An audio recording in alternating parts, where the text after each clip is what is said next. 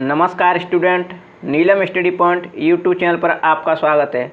आज हम सीटेट के लिए एक महत्वपूर्ण टॉपिक लेके आए हैं, वो है हिंदी की पेडागोगी। तो उसके लिए शॉर्ट ट्रैक हैं, उनके माध्यम से हम उनके शॉर्ट शब्दावलियों को देखेंगे। उसमें पहला टॉपिक है भाषा अधिगम तथा भाषा अर्जन में अंतर। तो भाषा अधिगम क्या होता है तथा भाषा अर्जन क्या होता है, इन दोनों में जो डिफरेंस है हम उसके बारे में देखेंगे। तो पहला है हमारा भाषा अर्जन। एक साइड में लिखा है हमने भाषा अर्जन और दूसरी साइड लिखा है भाषा अधिगम। तो भाषा अर्जन क्या होता है? स्कूल से पहले, यानी स्कूल से पहले जो बच्चा घर परिवार में जो चीज़ सीखता है उसे कहते हैं भाषा अर्जन, और स्कूल जाने के बाद जो शिक्षा लेता है उसे सीखता है उसे कहते हैं भाषा का अधिगम, जो स्कूल जाने के बाद सीखता है। नेक्स्ट पॉइंट हमारा अनुकरण द्वारा है, यानी बच्चा अनुकरण के माध्यम से सीखता है। कहाँ पर? घर पे रह के, अपने समाज में रह के, सोसाइटी में रह के जो सीखता है, अनुकरण के माध्यम से सीखता है, वो क्या होता है? भाषा का अर्जन। और एक शिक्षक के द्वारा बच्चा सीखता है विद्यालय में जा कर के, तो उसे कहते हैं भाषा का अधिगम। नेक्स्ट है मातृभाषा। बच्चे का जो अर्जन होता है भाषा का, वो अपनी मातृभाषा में होता है। घर की, परिवार की, समाज की, गाँव की जो मातृभाषा होती है उसमें उसका भाषा का अर्जन होता है। लेकिन जब भाषा अधिगम होता है तो उसमें मानक भाषा होती है, यानी स्टैंडर्ड लैंग्वेज होती है, और द्वितीय भाषा भी होती है। स्कूल में जाएगा तो उसे द्वितीय भाषा भी सीखने को मिलेगी। तो इसी प्रकार है। नेक्स्ट सहज या स्वाभाविक, यानी स्वाभाविक होता है। भाषा अर्जन कैसा होता है? स्वाभाविक। बच्चा अपने आप स्वतः ही सीखता है, उसको जैसा परिवेश मिलता है समाज में वैसे ही वो सीखता है। और ये होता है भाषा अधिगम, प्रयासपूर्ण सीखना, यानी बच्चे को प्रयास करना पड़ता है सीखने के लिए। विद्यालय में जाएगा तो शिक्षक बताएगा, समझाएगा, और बच्चा उसको प्रयास के माध्यम से सीखेगा। नेक्स्ट है अनौपचारिक शिक्षा। कौन सी है? अनौपचारिक शिक्षा। बच्चा घर से ही सीखना प्रारंभ करता है, घर से लेता है, लेकिन जब स्कूल में जाता है तो क्या सीखता है? औपचारिक शिक्षा लेता है, यानी औपचारिक भाषा का अधिगम करता है। नेक्स्ट है हमारा, यहाँ पाठ्य पुस्तक नहीं होती, यानी भाषा अर्जन में क्या नहीं होती?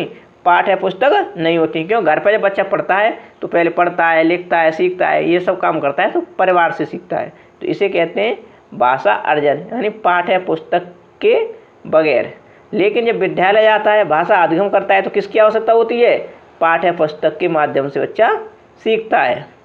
नेक्स्ट है जो भाषा अर्जन होती है, माता पिता परिवार एवं पास पड़ोस की भूमिका मुख्य होती है। मतलब बच्चा जो सीखता है भाषा का अर्जन कहाँ से सीखता है? माता से, पिता से, परिवार से, पास पड़ोस से, इसमें भाषा अर्जन होता है। लेकिन जब भाषा अधिगम की बात आती है तो बच्चा विद्यालय में शिक्षक के माध्यम से सीखता है, यानी तो इसमें भाषा अधिगम में किसकी भूमिका होती है? विद्यालय एवं शिक्षक की भूमिका होती है। नेक्स्ट हमारा भाषा कौशल। ये सीटेट की दृष्टि से बहुत ही इंपॉर्टेंट, और इससे कई बार क्वेश्चन पूछा गया है और पूछे जाते रहे हैं। तो इसमें पूछता है कि भाषा कौशल कितने हैं। मेन क्वेश्चन तो यहीं से बन जाता है, भाषा कौशल कितने हैं। तो कितने हैं? टोटल है भाषा कौशल 4। अब वो कौन कौन से हैं सुनेंगे। नंबर 1 है सुनना। नंबर 1 कौन सा है? सुनना। नंबर 2 पढ़ना। नंबर 2 पढ़ना। और नंबर 3 कौन सा है? नंबर 3 है बोलना। नंबर 4 कौन सा है? लिखना। लेकिन ये सब क्रम में, मतलब जो कौशल होते हैं भाषा कौशल, वो कैसे होते हैं? क्रम के अनुसार। लेकिन इसमें जो 2 हैं कौशल, वो है पहला है सुनना और पढ़ना। ये दोनों ग्रहणात्मक है। कैसे हैं? ग्रहणात्मक कौशल है। बच्चा इन्हें ग्रहण करता है, यानी सुनता है तो सीखता है, कुछ ग्रहण करता है, और पढ़ता है तब भी कुछ ग्रहण करता है। तो पूछता है कि ग्रहणात्मक कौशल कौन से है? तो कौन से? नंबर 1 सुनना और नंबर 2 पढ़ना। लेकिन वही पूछ लेता है बोलना और लिखना ये दोनों कैसे हैं? तो ये दोनों अभिव्यक्तात्मक कौशल हैं, यानी बच्चे इनको व्यक्त करता है। यानी बोलता है तो बच्चा क्या करता है? अभिव्यक्ति करता है। कौशल क्या है? अभिव्यक्तात्मक कौशल है। और लिखता है तो लिखने के माध्यम से बच्चा अपनी अभिव्यक्ति करता है। तो पूछता है कि अभिव्यक्तात्मक कौशल कौन कौन से हैं? तो 2 कौशल हैं, एक बोलना और एक लिखना। नेक्स्ट है भाषा कौशल संबंधी महत्वपूर्ण बिंदु। जो भाषा कौशल से संबंधित महत्वपूर्ण बिंदु हैं उनको देखेंगे। तो पूछता है बार बार कि भाषा कौशल एक दूसरे से अंतः संबंधित होते हैं। कैसे होते हैं? अंतः संबंधित होते हैं। यानी एक दूसरे से जुड़े हुए होते हैं। बच्चा पहले सुनेगा, फिर बोलेगा, फिर पढ़ेगा, फिर लिखेगा। तो इस प्रकार ये दोनों कैसे होते हैं, सभी एक दूसरे से अंतर संबंधित होते हैं। नेक्स्ट है भाषा कौशल एक दूसरे को प्रभावित करते हैं। क्या करते हैं, प्रभावित करते हैं। जैसे आपने देखा होगा यदि बच्चा गूंगा होता है तो बोल नहीं पाता, दूसरा वो सुनने में भी अक्षम हो जाता है, यानी सुनता भी कम है। तो एक दूसरे को भाषा कौशल क्या करते हैं, प्रभावित करते हैं। नेक्स्ट है भाषा कौशल एक क्रम में सीखे जाते हैं। कैसे सीखे जाते हैं, क्रम में। ये बहुत मोस्ट इंपॉर्टेंट है, कई बार पूछा गया है कि भाषा कौशल होते हैं वो कैसे सीखे जाते हैं, क्रम में। इसके लिए शॉर्ट ट्रिक भी होती है, सुबोपाली। तो बच्चे का पहला भाषा कौशल होता है, सु का मतलब होता है सुनना। क्या होता है, सुनना। और बु का मतलब होता है बोलना। प का मतलब होता है पढ़ना। और ल का मतलब होता है लिखना। तो सबसे पहले बच्चा क्या करता है, पहले सबसे पहले सुनता है। छोटा बच्चा होता है तो पहले सुनना शुरू करता है, उसके बाद क्या करता है, वो थोड़ा बोलना शुरू करता है, फिर उसके बाद क्या करता है, वो पढ़ना शुरू करता है, फिर उसके बाद क्या करता है, वो लिखना शुरू करता है। तो ये कैसे होते हैं, भाषा कौशल एक क्रम में सीखे जाते हैं। नेक्स्ट है श्रवण कौशल, यानी सुनने वाला। ये अन्य कौशलों का आधार होता है। जो श्रवण कौशल होता है वो कैसा होता है, अन्य तीनों का आधार होता है। जब बच्चा सुनेगा ही नहीं तो बोल ही नहीं पाएगा, वो उसे पता ही नहीं चलेगा क्या भाषा होती है, वो पढ़ भी नहीं पाएगा, वो लिख भी नहीं पाएगा। तो सबका आधार कौन सा कौशल होता है, श्रवण कौशल। ये पूछा जाता है कि सभी कौशलों का आधार कौन सा कौशल होता है, तो वो कौन सा होता है, श्रवण कौशल। नेक्स्ट है पठन कौशल में सबसे जरूरी क्या होता है, अर्थ ग्रहण करना। मतलब हम कोई भी पढ़ रहे हैं, कुछ भी पढ़ रहे हैं, तो उसका में क्या आना चाहिए, अर्थ समझ में आना चाहिए, तभी तो पढ़ने का महत्व होगा। तो इसमें क्या होता है, पठन कौशल का सबसे जरूरी अर्थ ग्रहण करना होता है। नेक्स्ट है भाषा सीखने में सर्वाधिक महत्वपूर्ण शब्दावलियाँ। जो भाषा सीखते हैं तो उनमें शब्दावलियाँ जो महत्वपूर्ण होती हैं उनको देखेंगे। तो पहला है हमारा प्रिंट समृद्धि प्रवेश। बच्चा को भाषा सिखाने में प्रिंट समृद्धि प्रवेश। स्कूल में कैसा प्रवेश होना चाहिए, प्रिंट। देखा हुआ आपने, विद्यालय होता है उसकी दीवारों पर क्या की जाती है, प्रिंट की जाती है, जिससे बच्चे उस वातावरण को देखते हैं और उससे सीखते हैं। नंबर 2 होता है सामाजिक अंतःक्रिया, यानी समाज में जो क्रियाकलाप होते हैं, गतिविधियाँ होती हैं, उनसे ही बच्चे क्या करते हैं, भाषा सीखते हैं, ज्ञान प्राप्त करते हैं, अधिगम प्राप्त करते हैं। ये सब क्या है, सामाजिक अंतःक्रिया, समाज के माध्यम से सीखते हैं। नंबर 3 है बाल साहित्य। साहित्य कैसा होना चाहिए, बालकों के अनुरूप होना चाहिए, बच्चों के हिसाब से होना चाहिए। तो कैसा होना चाहिए, बाल साहित्य। नंबर नेक्स्ट है बच्चे जन्म से ही कैसे होते हैं, बहुभाषी होते हैं। जब बच्चे स्कूल में आते हैं तो अपने भाव प्रकट करते हैं, तो कई भाषाओं में कई तरीके से प्रकट करते हैं। तो हम बच्चों को ये नहीं कह सकते बच्चे कोरी स्लेट के समान होते हैं, क्योंकि बच्चे जन्म से ही कैसे होते हैं, बहुभाषी होते हैं।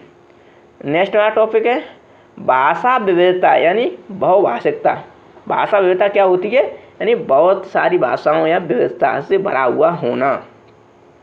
इसमें यह संसाधन के रूप में काम करती है। मतलब विविधता क्या होती है, बहुत सारी भाषाएं होती हैं, उनका मिक्सर होता है, तो किसके रूप में काम करती है, संसाधन के रूप में कार्य करती है, काम करती है।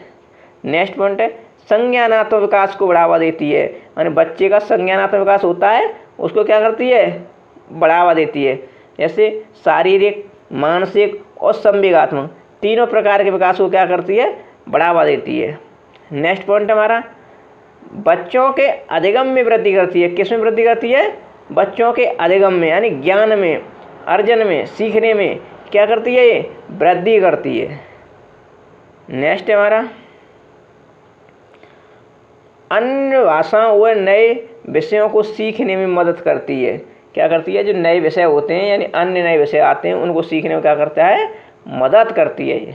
नेक्स्ट हमारा भाषा आकलन, यानी कैसा होना चाहिए, भाषा का जो आकलन है, मूल्यांकन है, वो कैसा होना चाहिए, निरंतर होते रहना चाहिए। कैसा होना चाहिए, भाषा का मूल्यांकन निरंतर होते रहना चाहिए।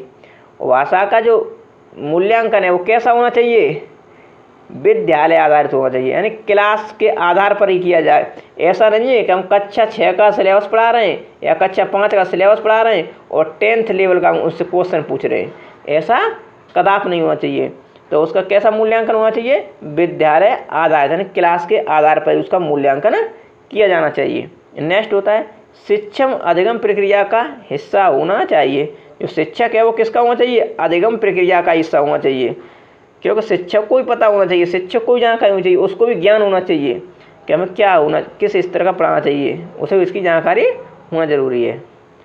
नेक्स्ट है भाषा आकलन करने के उद्देश्य, यानी आकलन क्यों किया जाता है, क्यों करना चाहिए, इसका उद्देश्य क्या है। तो इसका पहला है, नेक्स्ट पॉइंट है, पहला पॉइंट है भाषा प्रयोग की क्षमता का आकलन करना, यानी बच्चे के अंदर कितनी क्षमता है, बच्चा कितना सीख सकता है, कितना सीख चुका है, तो इसका क्या करना चाहिए, भाषा का आकलन करना चाहिए। नेक्स्ट पॉइंट है भाषा आकलन के लिए पोर्टफोलियो का सर्वाधिक उपयोग होता है या किया जाता है या उपयोगी होता है। तो भाषा आकलन के लिए सर्वाधिक उपयोगी क्या है? पोर्टफोलियो विधि होती है सर्वाधिक उपयोगी। नेक्स्ट है भाषा की कक्षा में खेल का महत्व, यानी जब बच्चे को भाषा सिखानी होती है उसमें खेल का क्या महत्व होता है। तो इसका पॉइंट है अधिगम को विस्तार देते हैं, यानी अधिगम को क्या देते हैं, हम खेल के माध्यम से बच्चों को सिखाते हैं, खेल के माध्यम से उसको बच्चे का विस्तार करते हैं। नेक्स्ट होता है बच्चों की रुचि को बढ़ाते हैं। देखा वो जब बच्चों को पढ़ाई में मन नहीं लगता है तो उनको खेल, स्कूल में क्या कराए जाते हैं, गेम्स कराए जाते हैं, पीटी कराई जाती है, मतलब व्यायाम कराए जाते हैं। तो ये क्या है, सब खेल के माध्यम से बच्चों को रुचि बढ़ाई जाती है। नेक्स्ट है क्लास में बच्चों की त्रुटियाँ क्या हैं, क्लास में बच्चों की त्रुटियाँ होती हैं, ये स्वाभाविक होती हैं, सार्वभौमिक होती हैं और सीखने का क्या होती हैं, संकेतक। क्योंकि गलतियाँ या त्रुटियाँ सबसे होती हैं, हर इंसान से होती हैं, ये स्वाभाविक है और ये सार्वभौमिक है, सभी इसके होती हैं। तो ये क्या होते हैं, सीखने के संकेत होते हैं। जब बच्चा आएगा, गलती करेगा, उसमें सुधार करेगा तो ये सीखेगा, मतलब इनसे क्या होगा, ये सीखने के संकेत होते हैं। नेक्स्ट ये जो त्रुटियाँ हैं वो क्या की जा सकती है, सुधारी जा सकती हैं। भाई बच्चा छोटा होता है तो गलतियाँ करता है, बाद में उनमें क्या करता है, सुधार करता है, तो सुधारी जा सकती हैं। तो मित्रों आज के लिए इतना ही रखेंगे। जो इम्पोर्टेंट थे हमने बहुत सारे वर्ड लिए अपने पेडागोगी के, लेकिन आपको यदि हमारी वीडियो अच्छी लगी हो तो नीलम स्टडी पॉइंट यूट्यूब चैनल को सब्सक्राइब करें, वीडियो को लाइक करें और शेयर करें। धन्यवाद।